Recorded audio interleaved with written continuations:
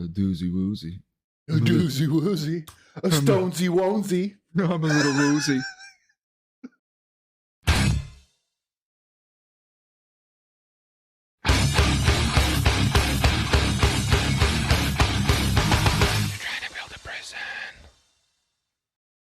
Hey, what's going on, everybody? Welcome to another great episode of the Thomas Free Me Show. Once again, I thank you for tuning in. Before you start the show, please, I ask that you like, share, subscribe, do all of that stuff, as it is the utmost importance to the growth of my show and getting my word out there.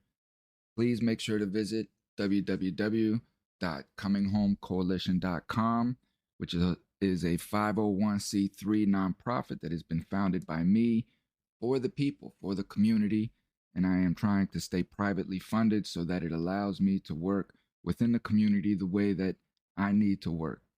So please make sure to visit that, and there's all kinds of links and ways that you can subscribe, donate, and make sure to please visit what we're doing here in Pasco County called Project Inside Out with Shady Hills Mission Chapel. So please visit www.cominghomecoalition.com. Please make sure to like, share, subscribe, and please make sure to check out my book on Amazon, The Power of a Positive Mindset, for those who have an incarcerated loved one who just needs to change their mindset. You can find that on Amazon by simply just Googling Thomas Free Me. Thank you, and please enjoy the show. Hey, good morning, everybody, man. Welcome back to the Thomas Free Me TV and podcast show. Got a great discussion today, man. Got a great discussion and a heavy heart, man. Got a heavy heart. So yesterday, I got informed that a good friend of mine, right, Brother Mordecai, you can go back and watch the previous episodes on the show, going back several years with several discussions that Mordecai had, which is going to lead up into our discussion today. But Brother Mordecai got in some trouble, man. You know, he's a returning citizen, had a lot of issues, a lot of anger issues, self-control issues. And I just saw him slipping down a slope. And he got into some issues, and he got some serious charges. Aggravated assault with a deadly weapon without intent to kill, kidnapping charges, and I think 5 total charges of an incident between him and his loved one. Him and his wife spiraled out of control, and this is a lot of what our discussions are, you know, is how things can just spiral out of control, and one thing leads to the next. And at some point in your head, you got to tell yourself, just stop what you're doing. You know, wrestle in that ego, wrestle in that pride, that narcissism, and just tell yourself, man, stop, you know. But he didn't, and one thing led to another, and now he's sitting in jail with over $1 million bond.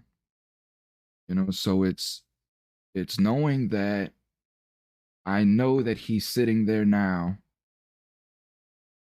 reflecting on what happened, but by this time it's too late, and I know that feeling, man, and that's a lot of what helped me transition into the person that I am today, was understanding that I would not think about what I did until I'm sitting in the county jail, and the emotions that got me into the incident subsided, and now I can sit there and think, and I'm like, man, I could have done this, I could have done that, why the hell did I do this? And now I'm sitting in jail on these charges, you know. And I know that's where Brother Mordecai is at right now.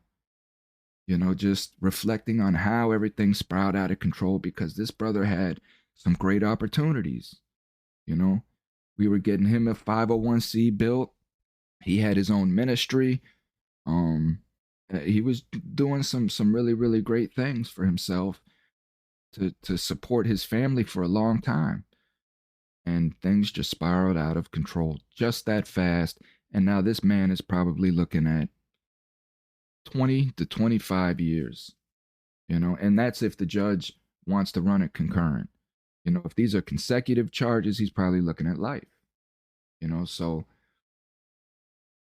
today's topic, we're going to get into just how prison changes us, our incarceration and the things that we go through while incarcerated and the after effects of being out here in society with reckless individuals, and I'll get into what we mean when I say reckless individuals, but it's understanding that prison is a very constructed military uh, place, operation. It's all government training, and the point of prison, the whole purpose of prison, is to break your spirit. That is what prison is about: is to break your spirit. Just like you going into the military through basic training, it's to break everything that you know down and adhere to this training. We're gonna remodel you. Some people adhere to it, some reject it. So but the whole purpose of prison is to break your spirit, to break you down. So it's understanding that whole process, which, my co-host over here, Tony, and I, we're just gonna run you through. We're gonna talk about incidents and how we reacted to them. We're gonna talk about some violence. So if you're not into listening to violence, you may want to tune back in later for the after, because we'll get into coming home from that violence. But so yeah, trigger warning for anybody that has lingering PTSD, anything of that nature. But yeah, we'll get into that, and hopefully just give some insight into how we have to cope with these things on top of survive, on top of everything else. We have to have these self-control mechanisms within us, because at any given time, any slight mistake, we're always going to be the one to blame. We're always going to be the one to look at. We're the convicted felon. We just got out of prison, so we're the instigator. But with that, bringing my co-host, Mr. Big Tone. You can follow him on Facebook, TikTok. We're building him up a social media, getting him back into the gym. Tone's all about working out, all about self-control through just weights, working out, and being in the gym. That's where he finds his solace at, his peace. So we're going to build him a platform based on that, and his transitions and how he did his transitions through the gym. Gained his confidence, gained who he is today, just from the gym. So, Big Tone, what's up? Oh, nothing much, man. What's up with y'all? Man, in that right there, looking at that, man, that really hits home for me, because that's exactly the same thing that I'm going through right now. Now, the good thing is I didn't end up with no charges or whatever. I didn't end up going back to prison or anything like that, but I did get charges. And the thing is we have to remember, as returning citizens, that we already got a hash mark on us. You know what I mean? So now anything we do, no matter what, it doesn't matter, man. And this is the fight right here. This is the fight right here. Is how come I can go away and I can spend part of my life, the only one I get, behind bars, paying back whatever it was that I did, right? And this sentence is imposed upon me by the people, right? I say by the people because the judge that gave me the sentence was voted in by the people. You know what I'm saying? So, when we go down the line, if you went to trial, so on and so forth, you face your accusers, blah, blah, blah, all that, right? So obviously this was an effort, a community effort, right? By and large, to give me a sentence which they felt fit the crime. Okay. So now my crime has been paid. How come I'm still paying? How come wherever I go, people can look that up and just be like, hey, you know?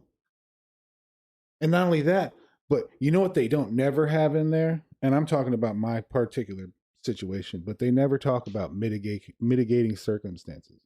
It don't matter how or why or what happened. Never does. Even in my drug conviction, I was on drugs. Bad, you know. And how was I supposed to pay for that? How was I just supposed to quit? Okay. Well, until you're in it, don't tell me what to do and how I was supposed to handle it because you don't know what you're talking about. So I did what I felt that I needed to do, which was I got rid of my dope so I could turn around and buy more dope. You see how that kind of just, you know what I mean? Like we talk about all the time. That's us walking in circles. You know what I mean? With nowhere to go. I didn't have nobody that was trying to reach out. That's how I knew. That's why I quit doing drugs. That's why I'll never do drugs again. Because when it really came down to it, there was nobody there to help me but me. And that's when we go back to what we're talking about with recidivism. Getting out, getting yourself caught up in a situation once again where you can lose parts of your life or even your life. It's not worth it. It's not worth it. I'm living it right now. You know how hard it is for me to move on with my life now that I have this other felony conviction? I fight with my girlfriend every single day. Maybe not every day, but every other day. Once or twice a week, you know. And what is it about? Stupid shit. Stupid shit. But shit that she's worried about. You know what I mean? And I got to remember, man, it's not just me in this life. It's her too. She gets aggravated too. She gets agitated too. She's over shit also. Not just me. And just because I'm the man doesn't give me more of a right to be upset and have my shit heard and handled. Being a man is handling your shit and their shit. Because that's what you choose to do. You choose to be the leader. Well, then lead. Well, that's what the man does. That the man makes a choice and stands by it. Right. So sometimes in that choice, it has to be, you got to walk away. Absolutely. Sometimes you got to walk away. And that's even when it comes to drugs, that comes to crime, that comes to relationships, all that. And I understand that not all of us are strong in all those situations, but we need to learn to be, especially people like us that have a problem with authority. Because that's what I chalk it up to. We're cut from a different cloth because, we don't like people telling us what to do, especially when we're looking at the people telling us what we can and can't do, and they're doing the same damn thing. How many mayors, how many governors, how many presidents have you seen that are on the take doing back end deals? Probably selling drugs. They're definitely selling weapons, secrets, stuff that I'm not privy to. Yeah, they're paid to turn a blind eye. They're paid to turn a blind eye towards legislation that may affect whatever enterprise is being operated. A lot of these commissioners, and I'm speaking from experience dealing with our own commissioners here in Pasco County, but a lot of these commissioners own businesses or they have family members that own businesses. So a lot of the projects that go on in the counties that there's funding for, the commission just funnels it through their own little private businesses and things of that nature. And, and that's how they end up keeping the money. It really goes into a lot of my discussions, which if everything pans out with me emceeing that criminal justice summit coming up, that I've been asked to host a criminal justice summit coming up here in Tampa Bay the end of April. And the segment that I've been asked to host is about the private sector, and that's the thing. That's a lot of my message to the business owners, in these communities. You own these businesses that rely on community support. You rely on your community to give you their money that they work for you to survive. And when you get this money, what are you doing with it? Are you putting it back into that community? Or are you just hoarding it? You're buying big houses and shiny cars and big expensive toys and all of these things. And I get it. You build a business to live a lavish life and things like that, but you always have to remember how you got there and who got you there. You didn't get there by out working by yourself, doing your own labor. You had people under you working, and you had the community that supported you by utilizing your business, whatever it is. So it's understanding that a lot of these business owners in these communities, you're taking so much money out of the community and you're not putting nothing back into it. And a lot of your businesses ran off Amazon now. So it's understanding, what are you doing with your money? This is just where we get into, the responsibilities of self, what we're doing, paying attention to our environment around us and what's going on. That's a crazy thing to hear about your friend, man. I never met him, and I don't think I caught the show where you were talking about him or whatever. But that's kind of the same thing with me. What I'm going through. That's what I'm on probation for is domestic violence right now. So when I hear that, I'm like, man, it could have happened to me. And I think about how I should have walked away so many times. You know what I mean? Before that ever happened. And I knew it, and family members of mine knew it, friends of mine knew it, and I didn't. You know what I mean? And it's like, it's crazy. That's one of the things. I think that's speaking on this topic, I think that's one of the things that probably kept me there, is because for the time that I was gone, I lost my family, I lost my kids, you know, that being my mom, the mother of my kids, my kids. So I was thirsty for a family. And really, I was willing to pay whatever I had to pay. Now, I'm not trying to talk bad about anybody or whatever, but it got to a point where it was no longer a good relationship, you know. And we both knew we should have walked away, but we both weren't strong enough to walk away. You know what I mean? And shit happened that happened, you know. Well, no, I mean that's exactly it. Understanding that a toxic situation takes two people, because if one person is not toxic, they'll recognize the toxic situation and walk away immediately. They won't allow themselves to get into it. If you're in a toxic situation, it's taking a step back and recognizing the situation and then asking yourself, how am I contributing to this situation? Again, like I said at the top, telling yourself, like, whoa, this is getting out of hand. This needs to stop. Like the situation with my ex, I'm just coming out of incarceration. And one of the mistakes that I made was getting right into a relationship. And I tell individuals that are coming home or a fresh home, do not get into a relationship. Don't run back to your baby mama. Don't do anything that is going to uh, really kind of imprison you, right? Because again, we're coming out of a very structured society into a very unstructured society, and it causes some sort of panic within us. So the first thing we want to run to is some sort of structure, something comfortable, something we know. And a lot of times we go right back to our baby mom.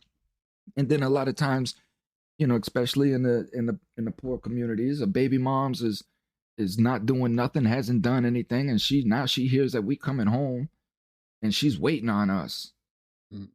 So she's sitting there, oh baby, I'm so sorry, and this and that, and come on home. And you go right back into the situation that led you to prison to begin with.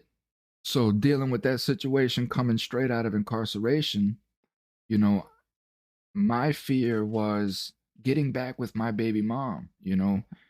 Um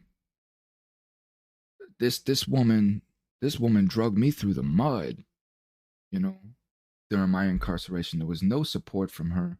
It was anti-support. You know, she was doing everything that she could do to try to break me while I was incarcerated, sleeping with my friends and making sure I heard about it. You know what I mean? Um, I'd have to sneak to talk to talk to my daughter, to the point to where my parents had to get her a cell phone that I could call. And then anytime she found her on the cell phone with me, she would just come snatch the phone out of her hands and hang up the phone. Tell me to go get a new family and all this stuff, you know? This is what I had to go through in my incarceration. And let me tell you something, man. These are traumatic things, Mm-hmm. right? Traumatic things. For example, when you hang up the phone, you have to wait at this time. What was it? I think 45 minutes, T. Then you have to wait 45 minutes. It was either 45 minutes or a full hour, one of the two. But I think it was 45 minutes. You actually I had to think wait. I think when I first got there, I think it might have been an hour, and I think they might have changed it to 4. I think that's what happened. They bumped it down, and it was 45 minutes. But when that phone hangs up, you got to wait 45 minutes to make that call again, Mhm. right? And the people on the other end know that. So she'll just hang up on you, knowing that she don't have to deal with you for at least another 45 minutes, right? Or at all. Oh yeah, because she don't even have to take the call. You know what I mean? So, but it's understanding the what goes on within us, Mm-hmm. specifically within them 45 minutes. Or in the event, I call home one time, right? So I pick up the phone. I'm calling to just speak to my daughter. I just came off a softball field. I came in off the yard. Again, being in prison, we have no idea what's going on in daily life. No clue. We have no clue what's going on in our parents' lives. All we know is what they tell us, right? But we don't know. We're not there for the day to day. So I call home one day just to talk to my daughter because I know that my daughter was supposed to be at my mom's house. So I'm calling my mom and she accepts and she screams right away into the phone. Right? My family calls me Shane. So she yells, Shane, I can't talk right now. Cheyenne, there's somebody that broke into the house and Cheyenne's alone, home alone with them, and hangs up the phone on me. I'm like, what? You know what I mean? And I gotta wait 45 minutes now to call back to even know what's going on. So now I'm in a panic. I have like somebody's alone in the house with my daughter right now. I had no clue. I'm banging on the case manager's door because sometimes they'll allow you to a phone call an emergency situation. But, you know, even during office hours, business hours, nobody's never back there in the back offices. You know what I mean? You'll go, but you know how you go back to the cut, you look in the little window and all the doors will be shut. So you can never get a hold of nobody. The officer don't give a shit. He ain't calling nobody. So you got to sit here and wait 45 minutes to get back on that phone. Yeah. So 45 minutes later, I get back on the phone. Of course, the situation is over at that time. And I get the story about what's going on. And what it ended up happening was my daughter was home alone at 6 years old. Mom was out doing whoever knows whatever. Right? This was the issues that was going on with my child at this time and the stress on my parents. All of that was the mom was doing whatever she wanted to do. Sometimes she would drop my daughter off at my parents' house for months and then just come back and pick her back up and all these things. So my daughter was home alone. Somebody had actually broke into the house and was in the house with my daughter alone. Now, my daughter had the right frame of mind, thank God, to hide in her closet. And the first person she thought to call was her grandma. Now, this is where I lost my temper with my mom because my mom is not a critical thinker. She's an emotional reactor, right? And so my mom at that time told my daughter to come out of her hiding place and to go hand the stranger the phone. So I'm like, Mom, why would you do that? Why would you tell my daughter to get out of the safety of where she's at to go to where the man is at? But I'm like, okay, go ahead. Let me hear. So she continues. So my daughter does this, bless her heart, protected by the Lord, walks up to the man and hands him the phone. The man gets on the phone, and my mom tells the man that her ex-husband is on the way there to the house. He has a gun, and he better get out of there now. So now I'm like, what is going on? Bless the Lord. Why would you even tell this man something like that? He could grab my daughter, hold her for hostage. You know what I mean? Kill her, do whatever. Who knows?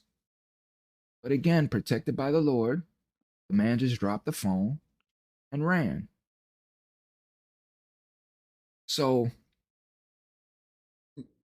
I'm sitting in a steel structure surrounded by steel gates with razor wire that has just been ruled inhumane for the immigrants, illegal immigrants. It's inhumane.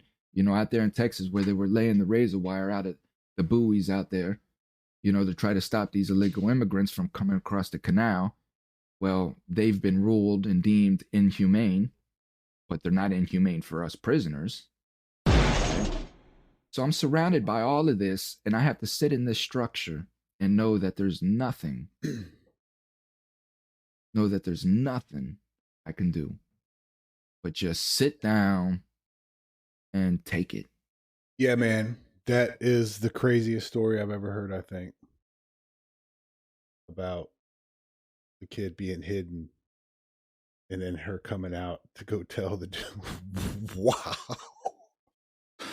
Oh my God, man. I can tell you another one. I called again to talk to my daughter, and my mom's like, oh well, she's not here. I'm like, again, my daughter's like 6 or 7 at this time. She's a small little child.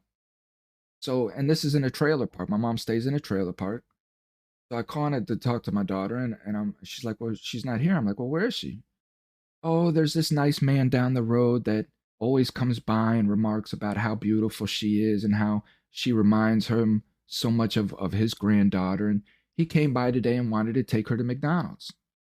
So I just let him go. I said, Mom, get off the phone with me, go to McDonald's and get my friggin' daughter right now.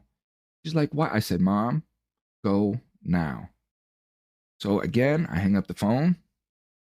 I gotta wait 45 minutes. Right? Now, mind you, I'm in Miami Low. This is where I'm at when this occurred. I'm in Miami Low. I think you already left. Miami Low is surrounded by what? What's in Miami Low? T? Razor wire. Yes, razor wire. But what else? What is the population of inmate mostly? A lot of them. Pedophiles. Oh yeah. Yeah. Wow. Right? There's a lot of pedophiles. Smart ones too. And it's and what are these pedophiles? What are mostly these pedophiles? Old white men, right? Mm-hmm. So this is all that's going through my head as I'm waiting these 45 minutes. Is this old white man that has my daughter somewhere. And I'm just praying again to God, please just let them be at McDonald's. You know? And she was. Everything was okay. You know, and I call back 45 minutes later and she's like, she's okay. She's here.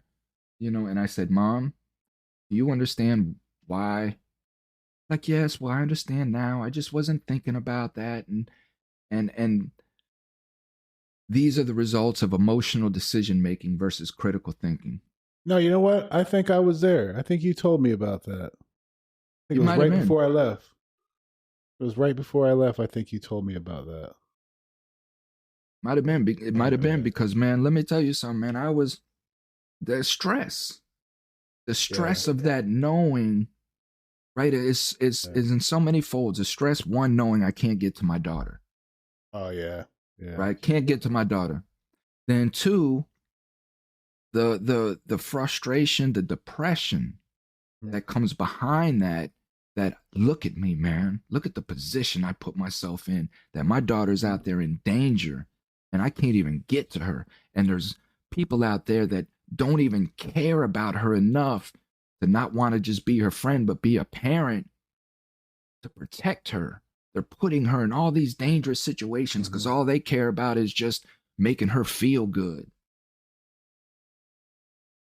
Yeah, see, what just hit home is for me, right, when you were saying that is I think my first experience with telling myself, man, look what you've done, look where you put yourself was so when I got indicted, I found out 3 weeks later that or 2 weeks later that my mother of my kids, her name was Jessie, was pregnant with my second daughter, and I'm like, that right there, I'm like, I was not even looking forward to. I already know that I got busted by the feds. I know what I've been doing. I know all this stuff, and I'm just like, man, I'm looking at a gang of time, and now she's pregnant. It's like this is the last thing that I wanted to happen. But fast forward, she's born on September 14th.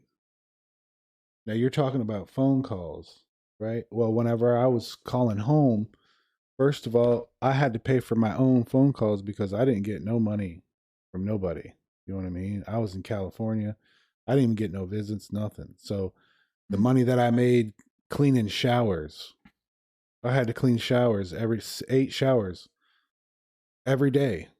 Prison Nasty, showers. Yeah, prison showers, nasty people. as fuck for $40 a month to pay for fucking phone calls because she's pregnant with my daughter. You know what I mean? And then these people are out here, oh, you put that, you did that to yourself. Hey, man, anybody that says that, no, you ain't got nothing to say, man. You ain't got nothing to say until you've been there.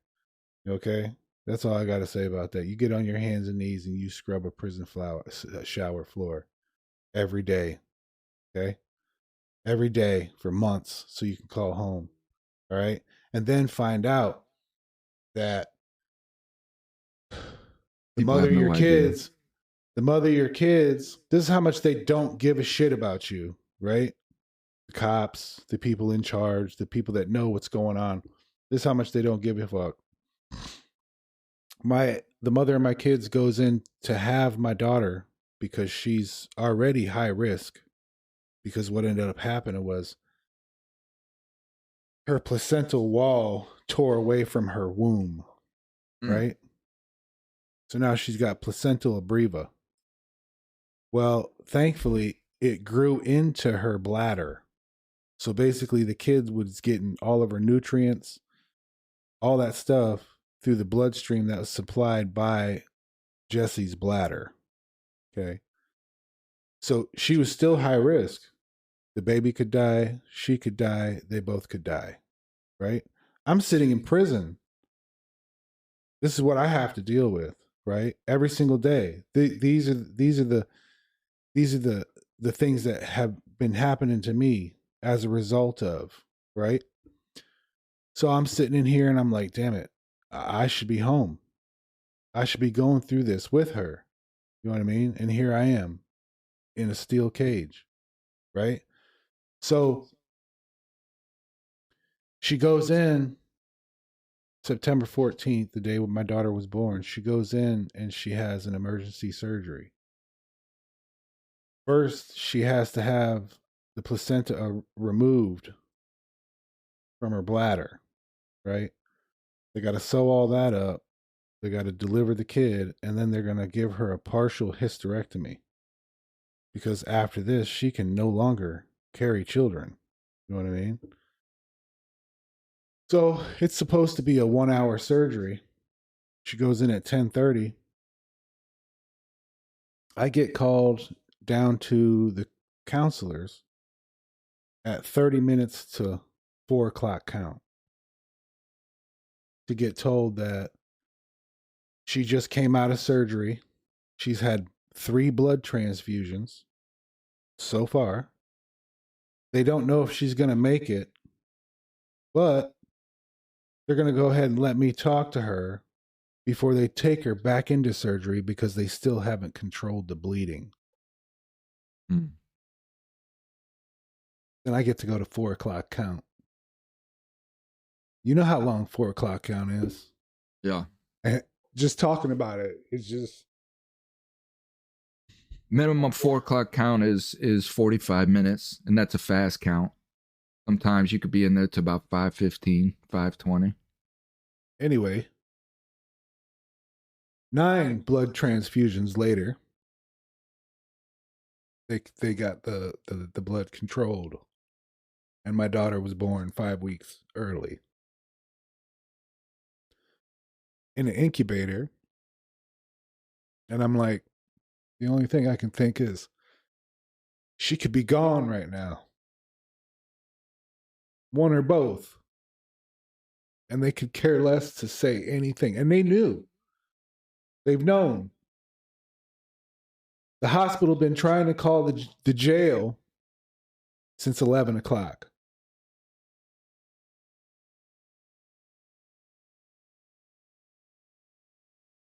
You know what I mean? So it's like, that's just one of the things that happened to me while I was in, that really changed my mind towards what it was that I was really doing with my life. You know what I mean? It's these, and that's just one occurrence, and you have to understand years. You know, that's just one story. Well, And you're right. And the thing is I never even laid eyes on her, my daughter. I seen her in pictures. I was in California. How is that? You think somebody's going to fly out? You know what I mean? The warden where I was at pretty much told me it ain't happening. Care less what you got going on. You ain't getting no special kind of treatment, none of that. Okay. I met my daughter when she was 4 years old in a prison visiting room for the first time. And I'm not even worried about me. Imagine what she felt. She's 4 and she's tiny, tiny. And you see some dude that you've never met in your life that's supposed to be your dad, that's 6'4", 300 pounds. Mm. You know what I mean? And all he wants to do is hug you and touch you and kiss you and hold you, and he's crying and all kinds of shit. What do you think that's doing to her?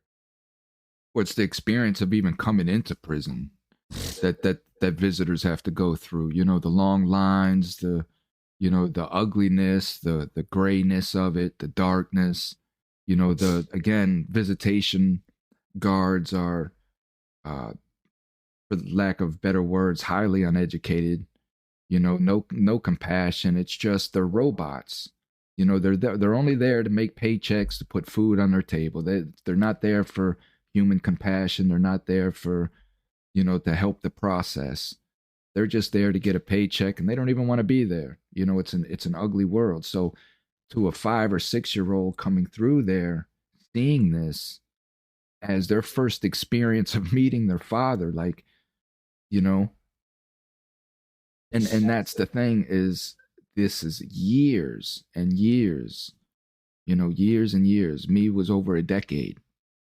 I left my daughter when she was 6 months old, and I have miraculously one video of the night before I went to prison. As you watch this, I know in my mind, in this moment, that I'm leaving for federal prison in the morning. I've lost trial. I've watched friends that I loved testify against me. I watched the government create a completely fictitious story about me.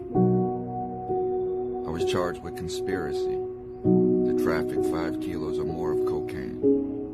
They never found no coke. They never found no money. Only the words of my friends that because I was going to trial to fight my charge, decided to create a story so that they all could get time off and pin everything on me. I had no proof to show that they were lying. I had every reason to lie.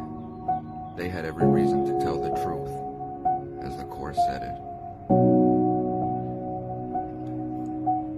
The next morning I got up and I kissed these 2 beautiful children on their forehead, and I didn't return for 13 years. And as you see in that video right there, right, this was the night before I went to prison. I knew I was leaving the next day. I knew I lost trial. I knew they were going to find me guilty. You know, all the closing arguments have been summed up or whatnot. Just the jury had to go into deliberation.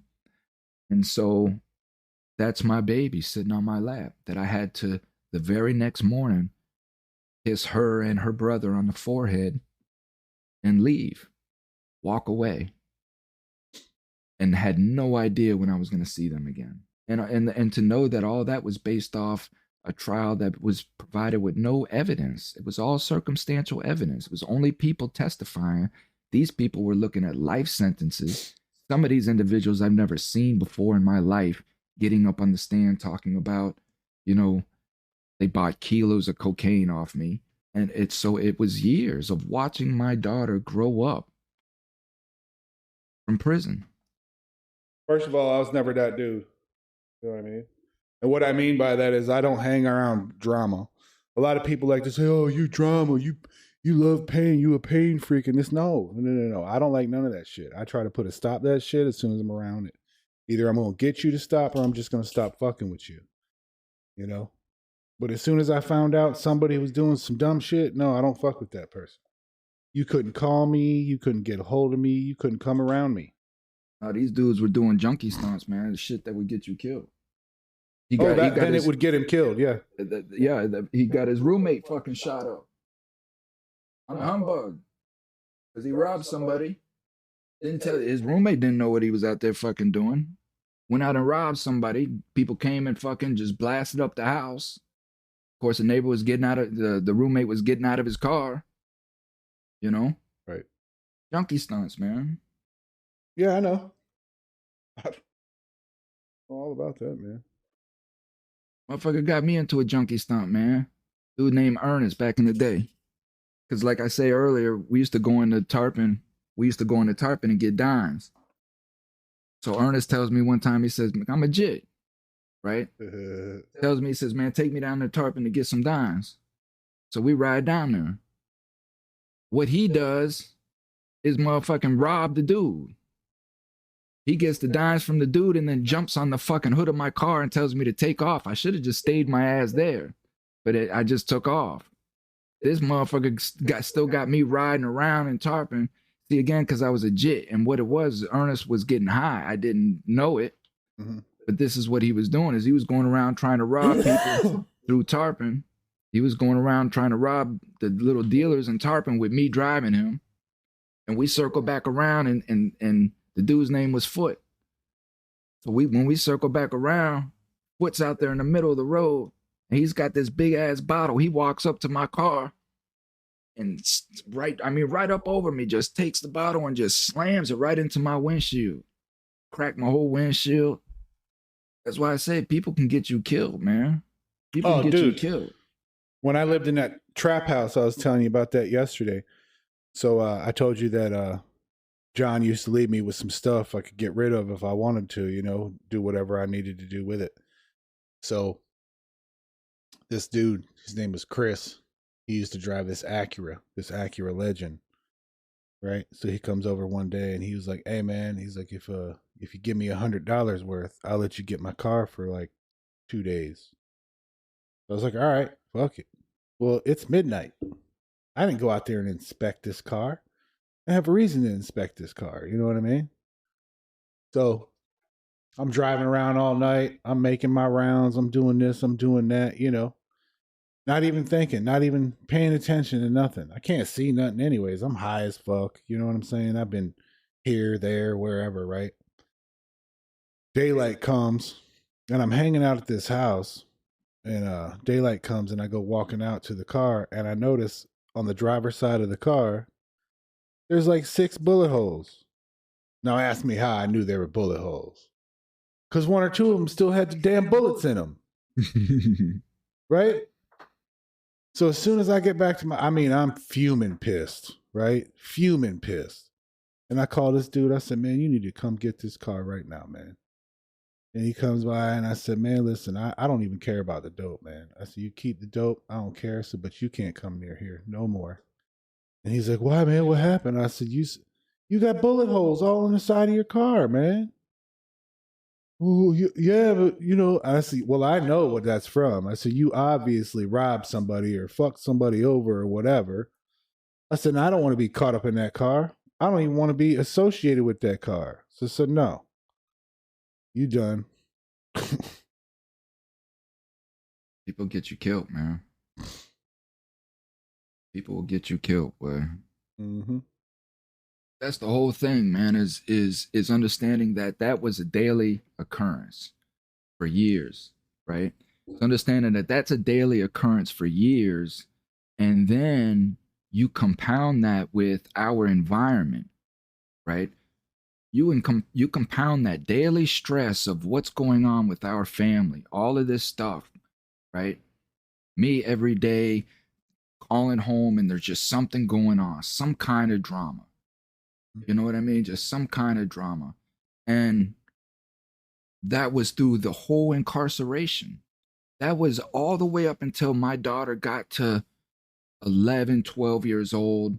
And by this time, her mom is just kind of letting her do whatever she wants to do. And the drama now that I'm dealing with is knowing that she's skipping school, her grades are failing, she's overweight, she has no confidence in herself, she don't do anything with her hair.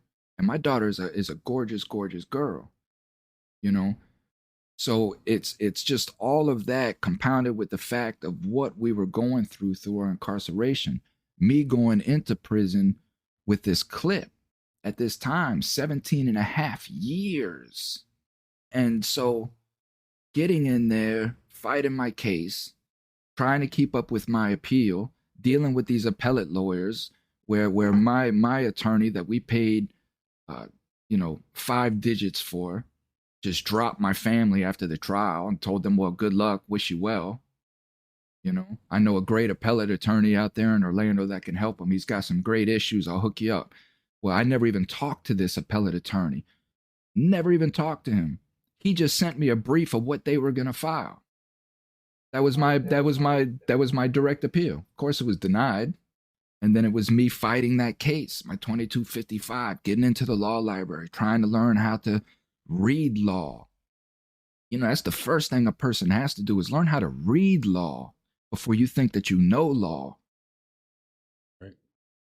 So it was understanding how to read law and how to shepherdize cases and research and all of that, plus my daughter, plus living in the violent structure that I was in, where I could be killed in any way, in any purpose, seeing people knives, seeing people knocked out, hearing about people getting raped. Man, you heard about such and such, got raped up in the cell. Man, they got, CSI in there taking pictures and all this stuff. So it's knowing all these things, going to the chow hall, seeing people masturbating into the cups that you drink out of because they want to gun down the fine a woman that wants to wear skin tight clothes in the cafeteria.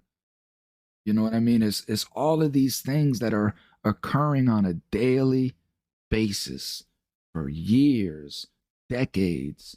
Yep. I seen a dude almost lose his life over changing the channel on a sports TV. And TVs are no joke. Two things I've seen many fights over, man, is the TVs and the basketball court. Yeah. I think the most stuff I ever seen, because I was in California, so they were checking everybody's paperwork. Well, the white dudes were. Nobody else was, but the white dudes were. And as soon as they found out you were fucked up, yeah, they'd wait till you went to pill line. Because most of these dudes, like you said, pedophiles. They're old white dudes. So they're over at pill line. So they'd wait till they were at pill line, 6:30 at night, right after count. They got to go there for their last little pill for the night or whatever. They go over there and just beat the brakes off of them. And I mean, when I'm saying, like, not till they're beat up, till they're not breathing. You know what I mean? I do. And I was that guy on numerous occasions, specifically over there in Beaumont. And that's the thing is, again, the pressures, right? Because this is something you have to do. You know, there's no question. And if you're called to do this, you have to do it, or you're gonna be ran up off the yard. Mm-hmm. You know, so if they come to you and they say, hey man, we got a problem and we need you to do it, it's your turn to put in work, because everybody had to put in some kind of work. Everybody had to have, as they say, blood in the game. If you wanted to be on this type of compound, right? Not be ran up top, checked in, stabbed, ran off the compound, you know, you had to put in work when your name was called. And that was just it. Now, if you had medical issues, you're old, things of that nature, that's different.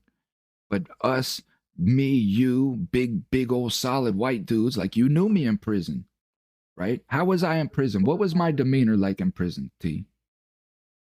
Oh, same as it was mine. Minded my own business, walked my own route, and that was it. You know what I mean? Problems handled right then and there. You know what I mean? It's just what it was. But and I was a serious dude like that.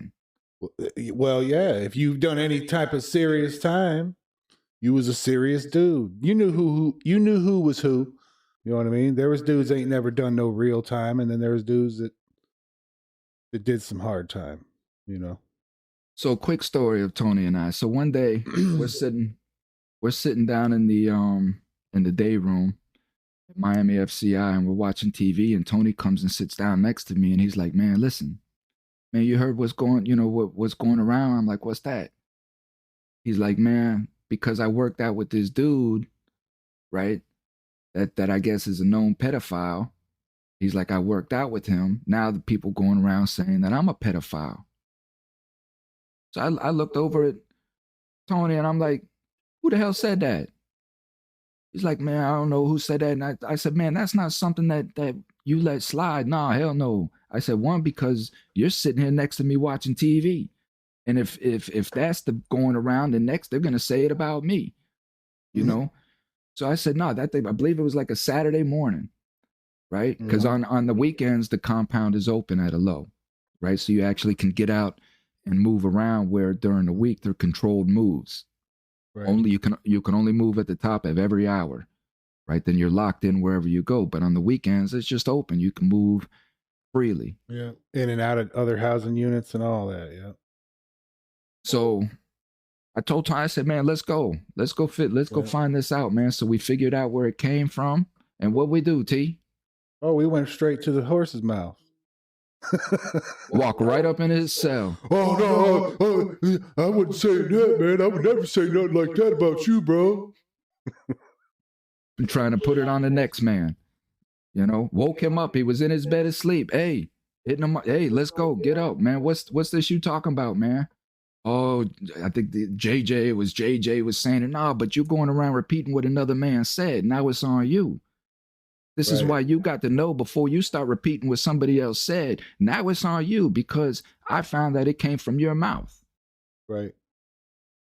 And that's what being accountable is. Mm-hmm. You know? Yep.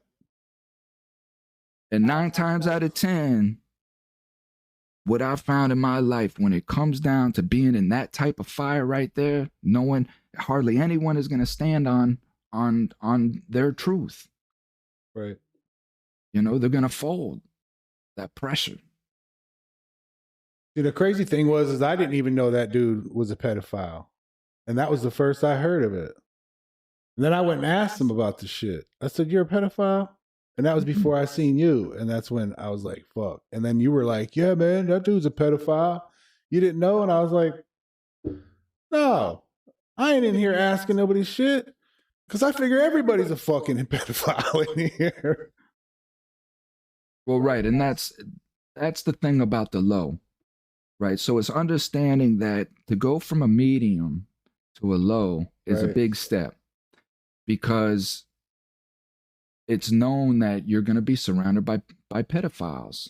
Mm-hmm. And specifically, if you're in some gangs, they won't even allow you to go to a low for that reason, because you have sworn that the moment you know that the person is a pedophile, you're to run them up top. You're to go.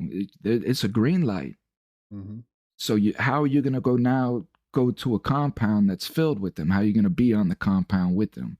Because they're everywhere. Right. Well, more importantly, I just want to say that I'm not okay with that. I'm not okay with being in the same jailhouse, in the same room, watching the same TV, or none of that stuff. People have to understand that I just come from California, where I had no visits, no nothing, to now I'm in Miami, 4 hours from home. You know what I mean? So now I was getting visits every other week. You know what I'm saying? That was more important to me. I didn't give a fuck who was around me. You know what I mean? As long as I could see my kids, as long as I could have that time. I went through the parenting classes and whatever else I had to do so I could get private. Um, not private, but on a smaller basis than just the visiting room. You know what I mean? So that's what was more important to me at that time. So I just wanted to say that.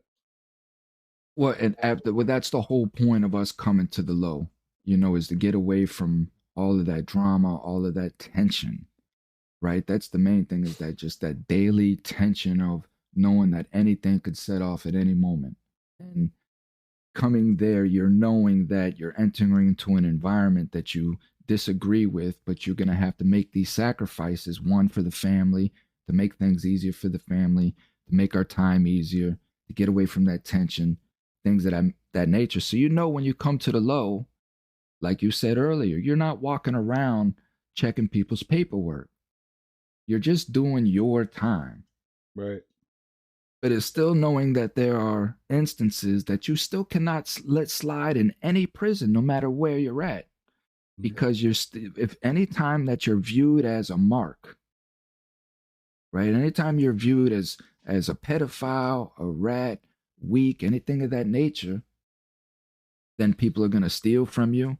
And the lower you get in security, the more petty, right? Like when you're in Oh yeah, I went to the camp, and let me tell you, everybody's a killer in the camp. They ask you, "Hey, where's all the killers in the camp?" In the camp.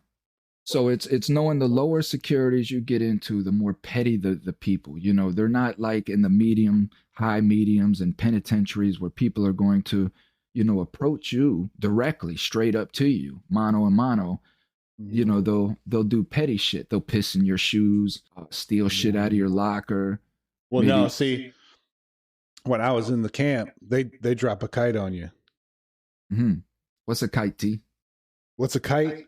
Oh, that's when they fill out an inmate request form that has everything on it about whatever you're doing. They mark it anonymous and go drop it in the cop box. Yep. And so it was a couple of times. This one particular, I got to tell you, because it was so funny. There was this dude. There was a 12-man room, right, in Pensacola prison camp. So I'm in this room. He don't like his bunkie. This one guy, right, and he's Bahamian or something like that or whatever. So he goes and drops a kite after he planted an MP3 player that he had bought off the compound. So he planted it in the dude's bunk and then dropped a kite on him to try to get rid of him. So the cop comes in to look, and he leaves the kite on the dude's bunkie's locker. So as soon as he walks in, he can see that this dude wrote a kite on him. And then they go looking, because it says, "Oh, I seen him with an electronic device and this and that, whatever," right? So they'll come look for a cell phone, whatever it may be. So they go to actually start looking, right? And then they find an MP3 player. This MP3 player has nothing but Spanish music on it. And the dude he tried to get out of there is a white dude. And we're just sitting there laughing because he was going to try to get him caught up on some music or whatever that he couldn't even understand. But yeah, we ended up getting him up out of there. It ended up being that he went down there and complained, the guy that he got that got told on, and pretty much the rest of them told him it was going to be a problem if he stuck around. So they took him up out of there, put him to the other end of the hallway. And now, mind you, all of the stress and pressure in that right there, right, is knowing what you've been through through your incarceration and what it took to get to that camp. Now, for the listener, a federal camp is almost as close to getting home as you can. There's no gates. Some have gates, some are called satellite camps that have no gates. So you can't get an escape charge when you leave, right? It's just absconding. Hmm. So it's knowing that you have these freedoms, the visitation, the freedoms in the visitation. It's just a lot more wide open. So, like what Tony is saying, the stress on you every day is knowing that somebody can just drop a kite on you and plant something in your room, under your mattress, whatever, to get rid of you. Maybe you're a store man and he's a store man, and he just wants you out of the way. He wants to eliminate his competition, so he'll just drop a kite on you and get you out. And now you're going back from the open compound back behind the gate just because Right. somebody dropped a just Yep. because somebody dropped a kite on you. Just that quick. Yep. So now dealing with all of these pressures in prison, right? Dealing with all these pressures in prison and then coming home just released, right? From that environment to this environment where people out here in society are so disrespectful, so unconscious of how they disrespect people, so narcissistic and egoic, and we are just taken advantage of completely. One, because we're coming out and our enthusiasm of getting out of prison is clearly seen by everybody, right? We're just walking around like a Cheshire cat. We're just smiling, looking Hmm. at everything, admiring everything, just happy to be out of prison. Trying to fit in. Just trying to fit in from where you just come from back into society, and trying to make it a smooth transition. It's hard, because you feel like everybody's looking at you, like you ain't acting like everybody else, like you're the odd man out. You know what I mean? But then also at the same time, I remember one of the things that happened to me and still kind of does is that my head would be on a swivel, you know, like I'd always be paying attention to every movement, every sound around me. You know what I mean? That was never something that I did before I did any time. You know what I mean? And now it's like even now, like even when I'm with my family, I'm like, listen, if anything happens, if you walk away Mm. from us for any amount of time and anything happens, what do? You know what I mean? Tell me what you're gonna do before you go walking off anywhere. All right, what else? You got that covered? Okay. Just remember, the reason why you're screaming is because you're letting me know where you're at so I can come help you. Okay? All right. You know what I mean? I never thought like that before I got locked up, you know? Now, Absolutely. yeah, now I do. So, that's one of the things. I'm real big on respect where I probably wasn't before, and I still kind of understandably let it lack a little bit when I'm in public because I understand, like you said, it's different out here. People don't got no kind of respect for nobody else out here, you know? And so you kind of got to move accordingly. You know what I mean? And not let that out. That's the hard part. Because when you're back there, it's like it's all action all the time. You know what I mean? It's something. Somebody's trying to get at you, whether it be, they're sticking a knife in your gut, or Mm. they're writing a kite on you. You know what I'm saying? Trying to get you taken care of. However it is. Out here, you know, you never even know. Never even know. It's in your face all the time. It's in your face all the time. You don't know who to look out for. You know what I mean? I mean, So, that's exactly it. Just like you just said, scan in the field. And I drive my family crazy with that stuff, man. But I've seen it with my own eyes. You know what can happen when you walk through a door without looking first. right, you right. know? So it's knowing this stuff, man, and yeah, I drive them crazy because I'm just so analytical, man, and I just know what the human being can do, the the sadistic things it can get into when it's by itself in a dark room. You know, it thinks that no one is watching, that human being can do some dark, devious stuff. I know because I've done it. Not deviant. I never got into the deviant stuff. I wasn't a gunner. I wasn't one fiending off these women in prison. I was really kind of opposite. I was really trying to stay away from them. I didn't want to smell their perfume. I didn't want that stuff because it would drive me crazy, because then I would get into masturbating 5-6 times a day. How could you do that with your celly, man? There's no way that boy had the toilet all the time. I'm telling you, for real. And so for the listener, what we do is what he's talking about is we had cells in the federal institutions, and we would go in our room and we'd take the towel and throw it up over the door, cover the window, you know. And so now, when your cellie comes in the dorm, he can't get in the room. He has to sit there and wait. So yes, this is a severe inconvenience for individuals, you know. And especially but the thing of it is that I'm sitting in the cell as I'm trying to do my thing, and I'm thinking about this shit too. Like, man, I gotta hurry up and get out of here. I know my cellie's sitting out there waiting on me, pissed off, you know. But that's the madness, right? Oh, imagine being on lockdown. Because I'm telling you, when I was in California, I could guarantee you 3 to 6 months out the year we were on lockdown. And if you got a cellie, oh yeah, y'all could be best friends forever. Because you know what I mean? The only thing separating you and him from a shower or shitting is a sheet.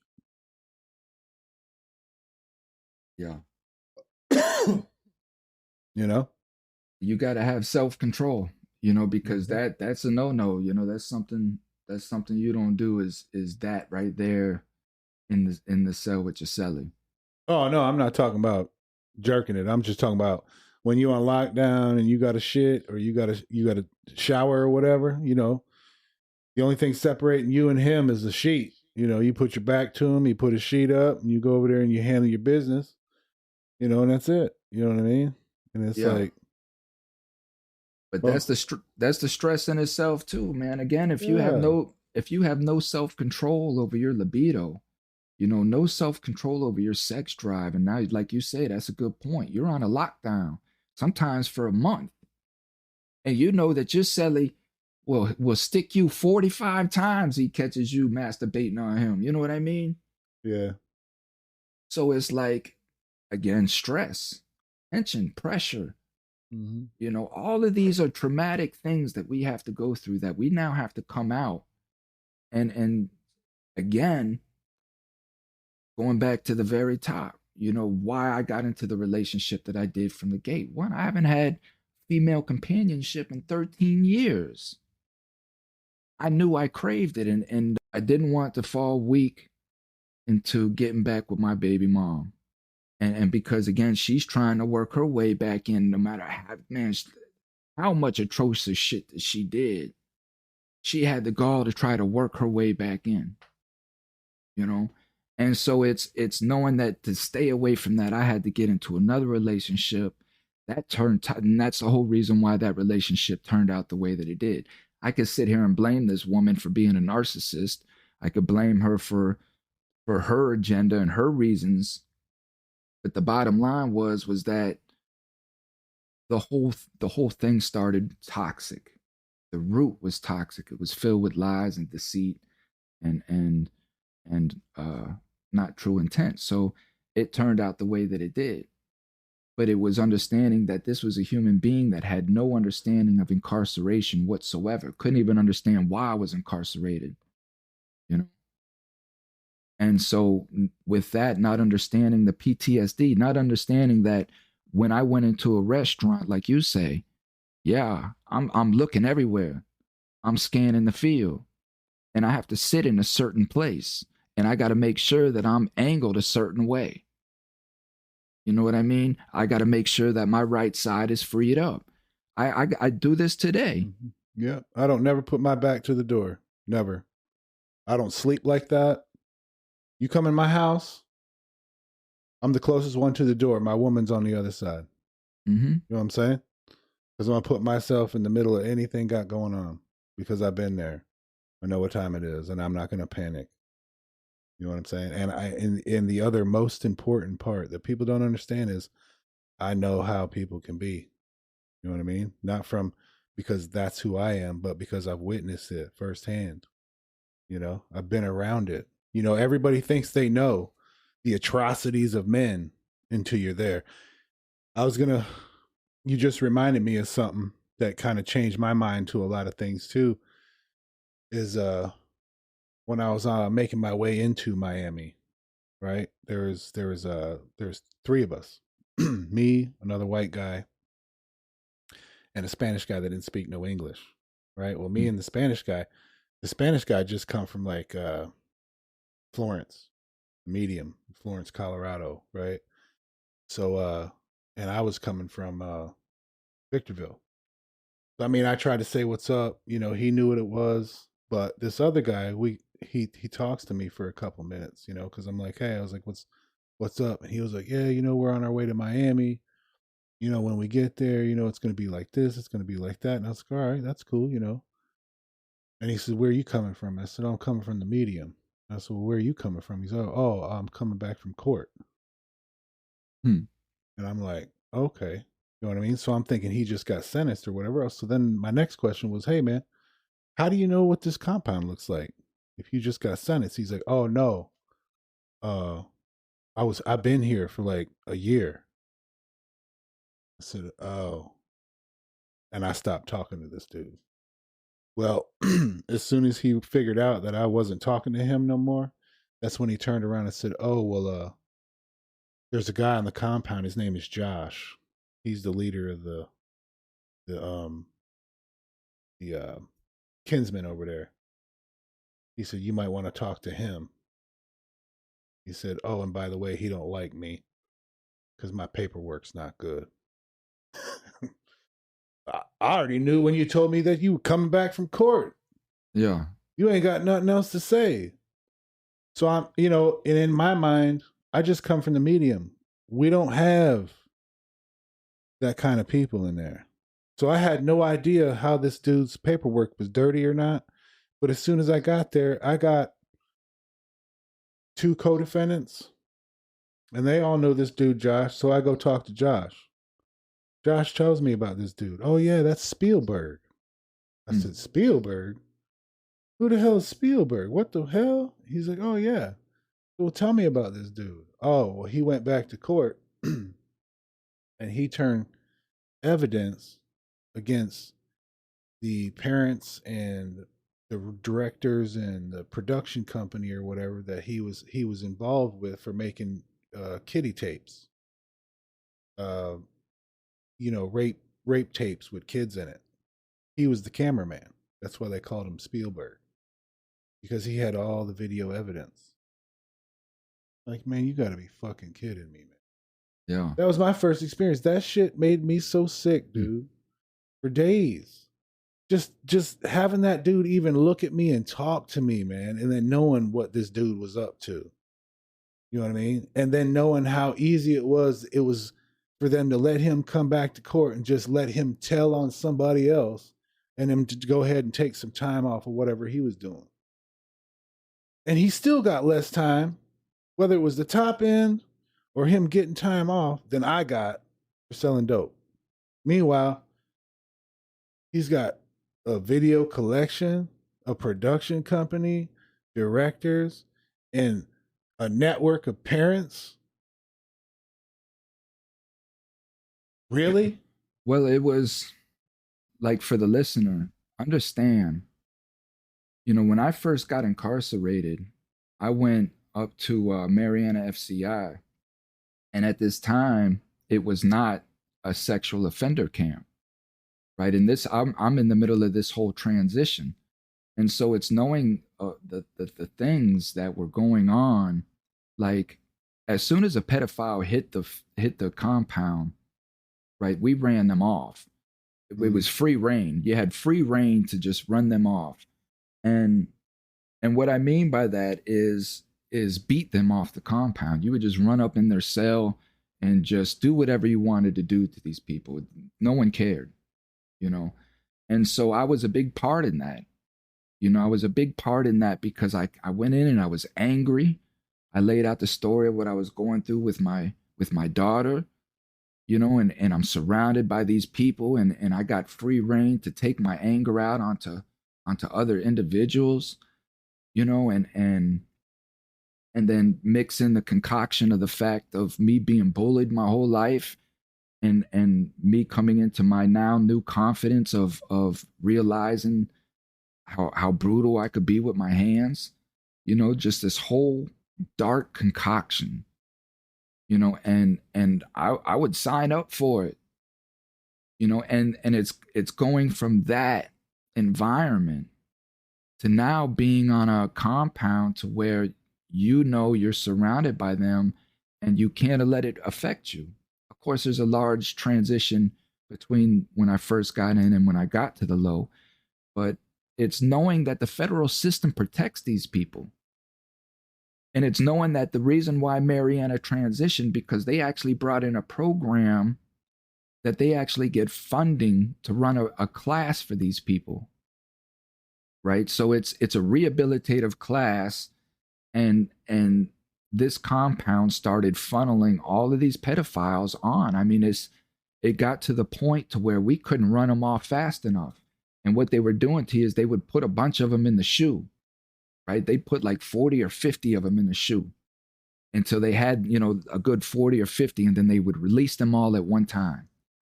You just see 40 new inmates pop up on the compound, all these weird looking white dudes.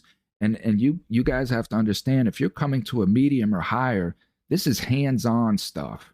This isn't stuff they find on your phone or in your computer, because you're going to a low in camps for that. You're coming to a medium, you got a lot of time, and 99% of those pedophilia crimes were hands-on. This is why we were doing what we were doing. For instance, one individual who, these two scars on my knuckle, right here. This individual was involved in a nationwide ring. And it was shown to me, right, because I always wanted the proof. So it was the case manager, right, called me in to his office, and he swung his monitor around to me. And I saw his case file. And what he was involved in was he had 2 children. And these were young children, under 10. And there was a ring of 6 families that was taking their children, and they would pass their children around to each other for years. And so when the case manager showed me that, and they told me, I don't want this guy on my caseload, I knew what that meant, because at this time I had a reputation. I'd known to handle these things. So the next morning, I when I left there, I went to the speaker for the ABs, and I let him know, listen, this is what was just shown to me, and was delegated to me. So tomorrow morning, Saturday morning, so the word spread that this is what was going to go down in the morning time. So everybody was aware, because that's how it works. Everybody's aware that something's going to go down. So if you have anything planted, it's remove your contraband, because something's going to go down. That's your warning. If you keep the contraband on you, that's on you. When that morning, when breakfast came, I went out to the table, had my drink of coffee, and I walked right up in his cell. And he was sitting on his bunk. And when he went to stand up, I front kicked him square in his face. Just wow, Bruce Lee. He went back. I heard the thud on that wall. And I just followed in right in his mouth. And I just sat there, and I just held his head until he just wasn't moving anymore. You know what I mean? And I walked out. It was probably 15 seconds. Just that quick. Bam, bam, bam, bam, bam, bam. and then out of there. A couple dudes came in, cleaned up. I went to the shower, went and laid down. You know what I mean? They left them in there bloody, and they went and let the officer know. Man down. Officer called it in. They came in, got the boat off the wall, carried them out. There wasn't even no lockdown. When there no lockdown, the case manager, because it was all known it was gonna happen. Yeah. And I've even seen T, right, where the officer will come in because the officer already knows that something's gonna happen in his unit. And if that thing don't happen, that officer will go check them because he knows who's supposed to do it. That officer will go check the motherfucker. Hey man, what's up, man? You're on my clock time now, man. Like, let's get this shit over with. I already know, man. Hey, the laundry lady where I was at, she let everybody in on it. Shit. Before that, before I got there was a guard that used to print out motherfucker shit, put it right on the bulletin board, right outside of that thing. So it's these things that we're coming home. And we have to instantly switch, right? Now imagine, right? Imagine what we've shared with you. And now I got some 45-year-old, middle-aged, big belly beer drinking guy in front of me. Fuck you! I'll kick your fucking ass at 7-Eleven. Knowing that what's going through your mind in that instant is just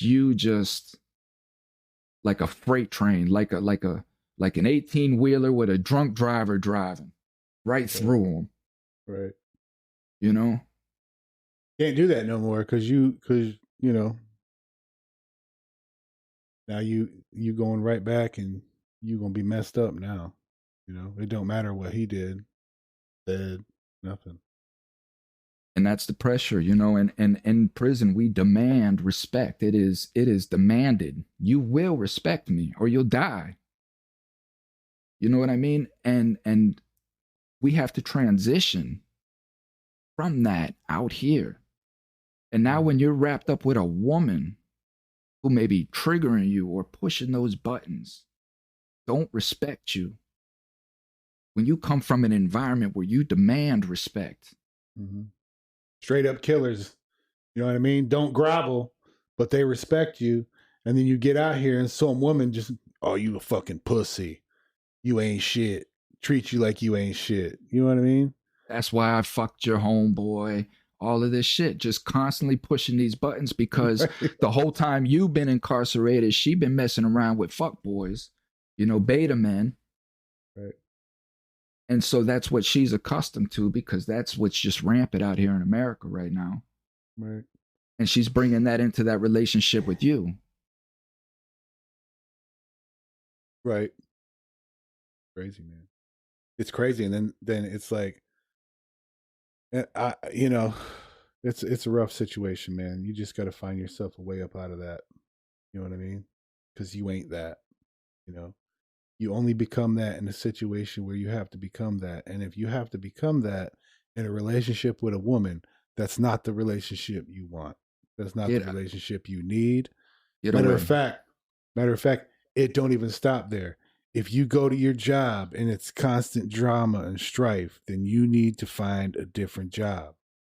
You know what I'm saying? If this particular drug that you're into or whatever else, alcohol, pills, even cigarettes, whatever, if that thing is doing something to you in your life negative, you got to get rid of it, man. You got to get rid of it. It shouldn't be changing who you are in order to survive through it. You know what I mean? That's it. You have to, and this is the extreme importance as to my analytical self. I love it because it's keeping me out of harm's way. This is why I have to know everything. When somebody wants, oh, I got a surprise for you. I just want you to come. No, where are we going? Who's going? What are we doing? Everything. Hey, I'm a who's going too. Got to. Because I cannot put myself in no position right? Because I know at the end of the day, I'm always going to be looked at as the instigator. I'm the convicted felon, you know? So in any situation, my life can change if I am not conscious to that situation. This is why I don't watch TV and all these distractions because I have to stay alert. My life is on the line. These people, I've accumulated such a criminal record that if these people catch me stealing a candy bar, man, they're going to try to lock me up for life. So I have to be alert in every situation because I know if anything goes on, I'm going to be looked at as the instigator. If two people are fighting and I just want to stand around and watch, I'm going to be the instigator. Right. Nah, man, them people fighting. I'm getting away from that because these people are going to call me out. I mean, shit, you might end up being in it too. One of them dudes might have an attitude because you standing there all up in their business. You know what I mean? You never know what can happen in a chaotic situation. That's why you remove yourself from it. Yeah. Always. Especially when you've been through something and you know what could happen. It's one thing if you're ignorant. It's a whole nother ball game if you know what could happen and you continue to stick around. That's the difference. A person that wants to stick around and watch violence is a person that's never been in it. You know what I mean? Once you've been in it and you've seen it and you've dealt it and all of this stuff, you don't want no part of it. You don't even want to see it. You're tired of seeing it. I don't never want to see blood again. Mm-hmm. I don't even like watching these movies with this stuff. I don't even like playing the video games with the wars and the why. Not even interested in seeing none of it. Right. Which is a lot of the reason why I don't talk about it and glorify it on my show. Like a lot of these other convicts coming out that have built these big popular platforms off of these traumas, exploiting them just for likes and subscribes. This is serious stuff. And we have to deal with this stuff every day. It's not to be glamorized or oohed and awed at. It's to be like, stay away from it. You don't want no part of it because it ruins your life. Yeah. But not only does it ruin your life that way, you know what I mean? Because now it's, you've been through some traumatic stuff. You've seen some stuff. And you've been through some stuff because it's not just what you've seen in the environment. It's also what you're personally going through. You know what I mean? You could have kids, like you said, your baby mama out there doing this and doing that. You know what I mean? All that takes a toll. And then you get out and you're expected to, start all over. You know what I mean? Get along, play nice.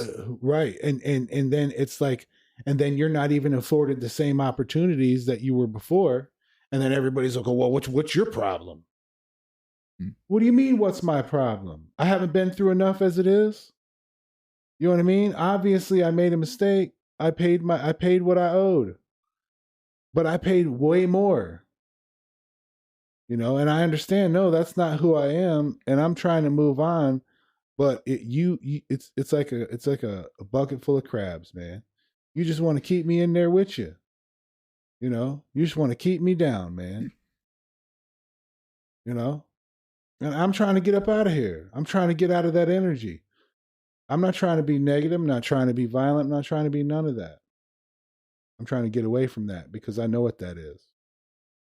I know what that's about. I've been through that. That ain't no life for no one. And like you said, anybody that's been through it knows better. Yeah, that was the thing. You always had these dudes that anytime the heat was on, you had dudes that were on the front lines that would run to it, and then you had dudes that would run to their cell and watch from the window.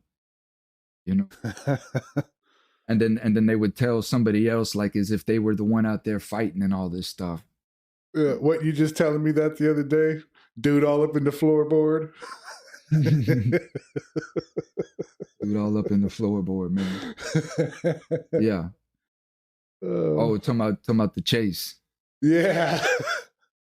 Yeah. We're going to find out who you is right now, man. So quick story to wrap this up, listeners. So back in my heydays, I was involved in a drug deal. And it was with the known Jack boy, And I made some mistakes in that deal. And what ended up happening is he ended up getting an ounce of coke. and taking off and running. So the individual that I had with me was my partner, my everyday partner, all day, every day, sun up to sundown, every transaction we did, everything we did together. You know what I'm saying? It's my right hand man. You know, he told me that he had some fire on him. So now, in the heat of the moment, he didn't have no fire on him, right? No fire. So dude takes off. Tell my companion, you know, hey, jump out, run after him. I'm gonna circle around and try to block him off. You know. So this is what happens. He gets out. Big old fat dude too. He's running after him, and I take off. And I got my partner's truck. Now the truck that I got is just a 2-door Isuzu little flatbed, you know, truck, right? And he had all his little boom stuff in it, his little neon lights under the little 13-inch rims and all this stuff. It was cute. You know what I mean? It was cute. It was cute. So I got this. This is what we're doing this thing in, right? So now I'm down because it was over by the stop and play. Remember what I was telling you? So now I'm coming through this subdivision and I see this car coming out of nowhere, picking dude up, right? The driver of the car was Cameron Jones. Right. And then I'm going to play the video that you sent me right here.